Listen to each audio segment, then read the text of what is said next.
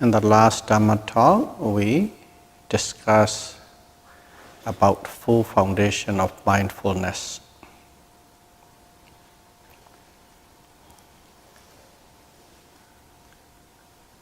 These full foundations are: one group is the body or rupa, physical phenomenon. Another group is feeling, sensations, or vedana. And the third group is the mind, citta, consciousness and its mental associates. And the fourth group is Dhamma.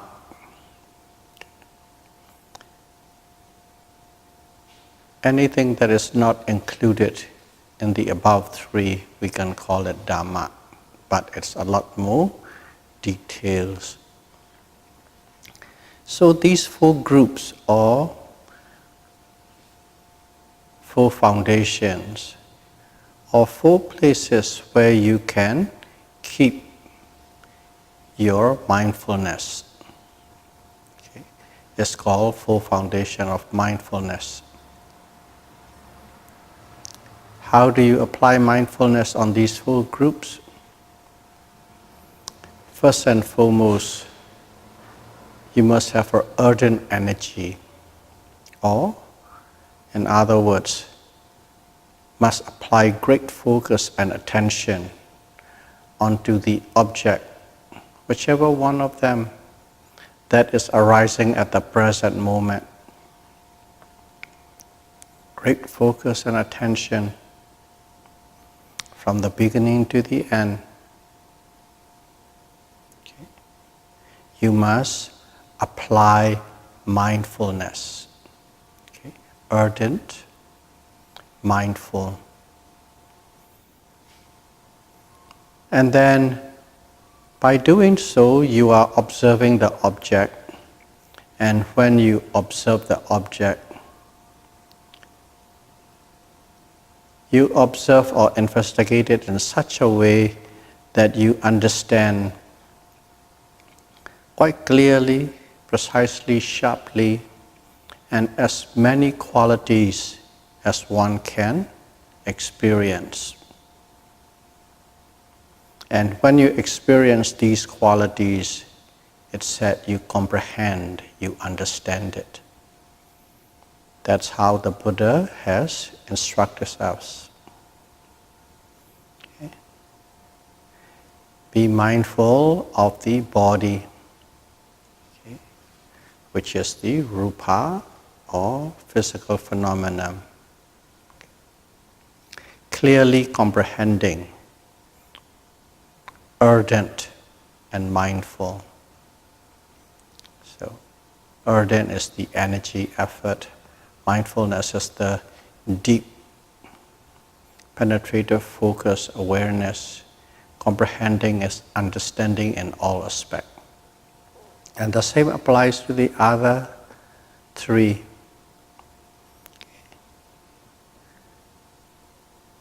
The yogi must dwell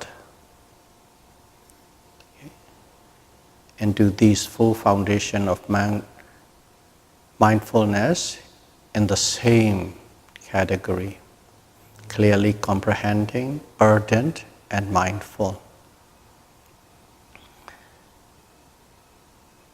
And if you do that, you will come to understand the true nature of mind and matter, or you can call it the true nature of your body and your consciousness. The body and consciousness, you will come to understand. And when you understand thoroughly, clearly and completely, what happened? Okay. Those observations are the cause, clearly understanding is the effect. And when you clearly understand, that clear understanding is the cause, the effect become the cause. And then you will experience or have or attain. Okay?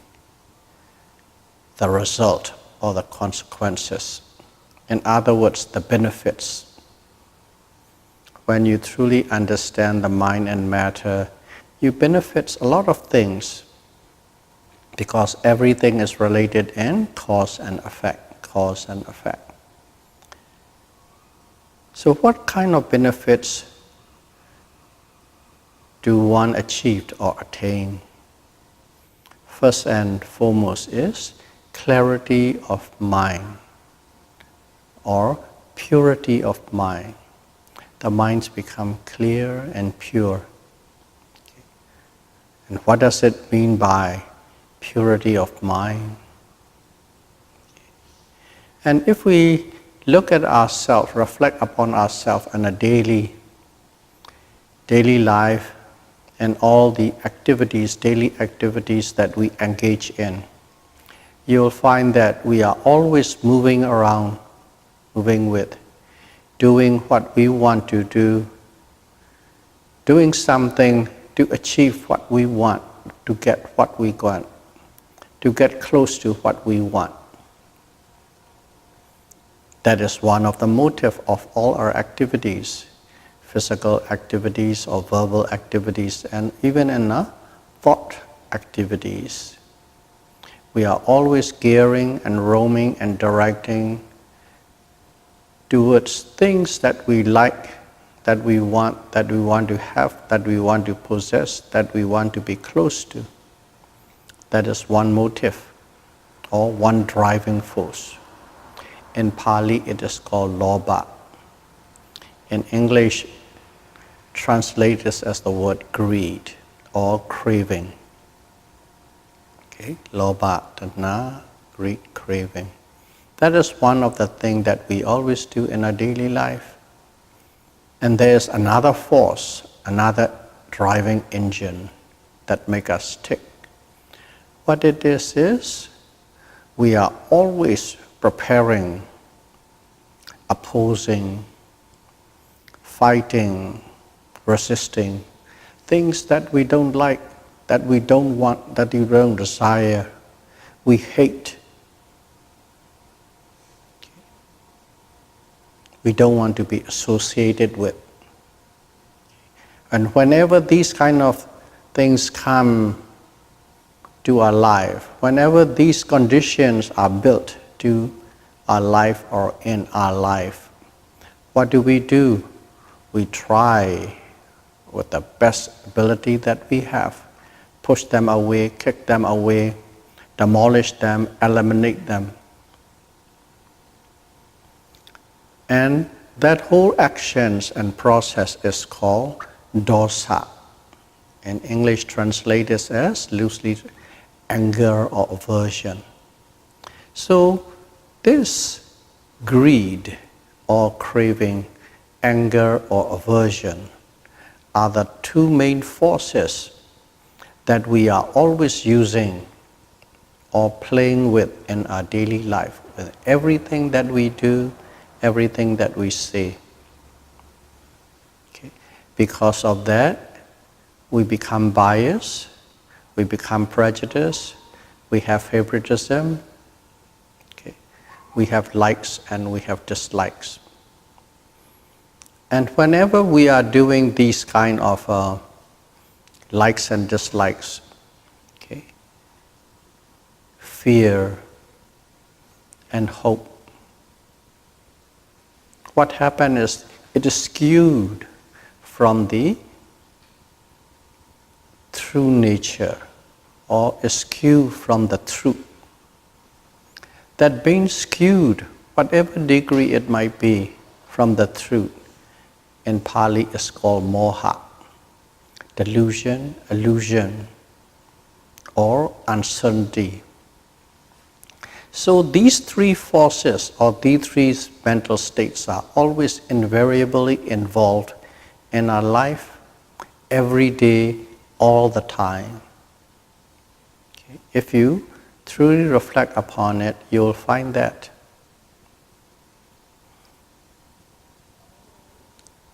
So we are always deviated from the truth or the true nature of mind and matter. So when we practice this full foundation of mindfulness, what happens is we achieve the purity of mind. So what is this purity of mind? That purity of mind is a mind without likes, a mind without dislikes, and a mind without anxiety. In other words, without lobha, dosa, and moha. Without greed, without anger, and without delusion. And when the mind is without these three forces, it is said, you have achieved the purity of mind. So that's the first benefit.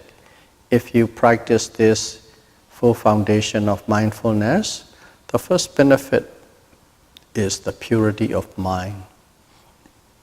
And also, in our life, we face this with many incidents, accidents. Something quite more significant than the average or normal, more distinct than the average or normal or daily routine. And whenever these forces come in, especially unfavorable one, unpleasant one,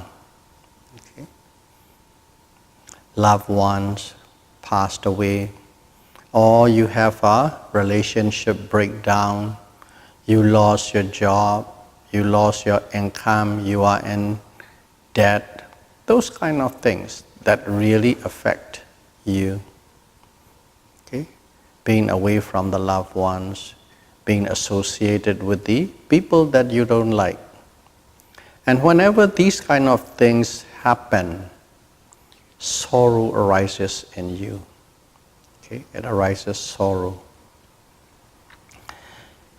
And even more intense in this situation, that sorrow is manifested into the verbal form. In other words, you cried aloud, you wail, sorrow and lamentation. In a normal life, in a varying degrees, whenever these kind of major unpleasant things, dangerous things, unfortunate things happen, sorrow arises and lamentation arises. When you have these things, that is under normal stage. But if you practice this mindfulness meditation, and if you attain to the state of purity of mind, what happened was your mind become very strong. And when these conditions that can produce sorrows and lamentation arises, when these conditions come to be, what happens is, it does not have the same effect upon you. You don't feel the sorrow, you don't feel lamentation. Instead, you see things very clearly and then take action how to counter that condition, or how to remedy that condition, or how to release the pressure or stress from this condition. So this is the second and third effect. One can overcome sorrow and one can overcome lamentation. First, the purity of mind. Second, overcoming sorrow. Third, overcoming lamentation. And also, if you have reached to that kind of a stage, the next level of result is you also overcome physical pain and mental grief. So physical pain and mental pain. When the easiest, most common thing is we are practicing meditation and we sit in a certain position that we are not quite used to, eventually the pain arises. Aches and pains, back aches, knee, thighs, calf tingle, numb, shooting pain, unpleasant. These are the physical pains. Okay? That is the obvious one. And also you can imagine anything and everything in your life, how physical pain can arise through the accidents or through disease and so on and so forth. And also mental pain. Mental pain is, as an example, is simply put depression. Depression is a mental pain. Okay? And all situation that arise from your mind, and it gives you grief and pain, that's called mental pain. So physical pain and mental pain. And if a yogi is practiced enough to achieve that purity of mind, you can withstand and resist sorrows and lamentation, and even to the point of overcoming. And the next result is you can resist, tolerate, or even overcome. Overcoming, physical pain is still there, but it doesn't affect you. You are not suffering from the physical pain. You can overcome the physical pain or withstand the physical pain. And also mental pain and grief. And people who suffer from depression, they will overcome from depression. Don't expect it overnight. These are stages, stage by stage. First and foremost, you must achieve the purity of mind. And then stage by stage. So there are 1, purity of mind, 2, overcoming sorrows, 3, lamentation, 4, physical pain, 4, mental pain. And also, the next one is reaching the path. Reaching the path. The path is, in Pali, is called Magga. What it means in the simplest way is, you practice this meditation so much, eventually you understand the true nature of the mind and matter, okay, to the fullest and the highest degree. And when you reach that fullest and the highest degree, you come upon a threshold. That threshold is a dividing line, of course invisible, dividing line between the people like us, ordinary people, ordinary worldling, who are always under the manipulation of those lobha, dosa, and moha, greed, anger, aversion, delusion, which in one word we call it mental defilements, kilesa. So this threshold is once you got to the higher state, okay, the ordinary worldling who are always under the oppression of these mental defilements to the fullest degree, pass over the threshold, and then the other side is called noble person. Okay. On this side we are called ordinary person. The other side is called noble person. Nothing changes. If you look at them, it is the same. Let's say you yesterday you are an ordinary person, and let's say you pass over the threshold today and you become noble person. Nothing changes in a physical way, visual way, but your behaviors and attitudes changes drastically. And you have first and foremost is the correct understanding of mind and matter. You understand the true nature of non-self. That's the first thing, true nature of non-self. And also, you do not have any doubt in this practice or way of life, a Buddhist way of life, which is mindfulness, being mindful and doing the correct and wholesome thing and avoid the wrong and unwholesome and hurtful, harmful thing. Simply that's it. You don't have doubts into this practice, a way of life. And when you got to that level, what happened is, we always say this 5 precepts, okay? 5 precepts of morality: avoid killing all living beings, not taking anything that is not willingly given to you, avoiding sexual misconduct, okay? Avoiding wrong speech, and avoid taking any substance that could cloud your mind. These are the 5 precepts.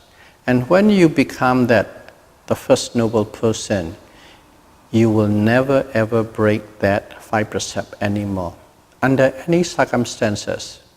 You don't even have to put effort. It's automatically, those 5 are with you, and you are those 5, that kind of thing. And that's what it means, is the becoming the first noble person. Or, in other words, you have reached the path, the noble path, Magga. Okay. That can be attained. That is the 6th benefit. And the 7th benefit that you keep practicing. Once you become a first noble person, then you become a 2nd noble person, 3rd noble person, and the 4th and the final noble person. You become higher and higher and higher. You become more and more refined. And once you become the 4th noble person, it's that you have attained Nibbana. Nibbana is the end of all form of physical and mental suffering. No more suffering. And you have attained the supreme bliss or peace. That is the 7th benefit. So those are the 7 benefits Buddha has set out, that if one practices this full foundation of mindfulness, one will attain these 7 benefits. So I'm talking strictly in terms of how it is written in the scripture. Along with it, there are a few things that we can understand and we can correlate quite easily. One thing is, while you're practicing, you don't have to become a noble person, just practicing. When you reach a certain degree of purity of mind and starting to understand a certain level of the nature of mind and matter, some of the illness and disease you have, like headaches and colds and backaches or knee aches, all these minor illnesses, they are gone. Or, of course, gone in a sense of completely they don't never come. They might strike you. Let's say you got a cold. When you got a cold, of course, we'll take what you call aspirin or Tylenol or whatever medicine necessary to take to ward off the cold. But when you have reached to this stage, those people, they simply meditate and get into that level that you have achieved or attained. And these illnesses simply disappear. Okay? It doesn't mean that they will never strike you, it will still strike you. Let's say you go out with a little t-shirt out in the cold, 5 degrees, 6 degrees, 7 degrees. You come back, you will catch cold, period. You will catch pneumonia, period. The conditions of the environment always is doing something upon your body. But regardless, these kind of minor illness and sickness, they can be overcome. And if you keep on practicing, but still in this ordinary worldling side, not on the noble side, you reach to the higher level of understanding of the mind and matter. Okay? Right near the top, not at the top yet, but very close to the top. At that level, what happened was, not everybody, but quite a majority, whatever serious illnesses they have, they become cured. Okay, it has been recorded quite a bit. People with tuberculosis, that's gone after the retreat. Some people with cancer, it's gone. Some people with tumor, that tumor is gone. These kind of major illnesses also can become cured and disappear. That's a physical side. Mental side is, of course, mental illness, depression. The key thing is various form of depression, whatever label you want to put in, these kind of depression will be gone and cured. So some of the physical disease and some of the mental disease, based on the level of the insight or understanding of the mind and matter, they are overcome or cured. That is one aspect, health. Also, people who are practicing, the higher and higher, the more and more, the deeper and deeper you understand the true nature of mind and matter, what happens is their intelligence level, their power of intelligence, the way they can use logic, the way they can analyze, analytical knowledge, reasoning, these kind of faculties become sharper and sharper. In other words, one becomes smarter and smarter. Okay? You are able to understand things that you couldn't understand before. You are able to understand things deeper and clearer. Okay? You can cut off the fats and trim very easily, and you can get the bone, take the bones out and get the meat. That kind of thing. So both, it has a benefits in terms of health, both physical and mental health, and also your intelligence level become higher and higher. Okay? If you want to use a modern word, your IQ increase with time, with the progress of understanding of mind and matter.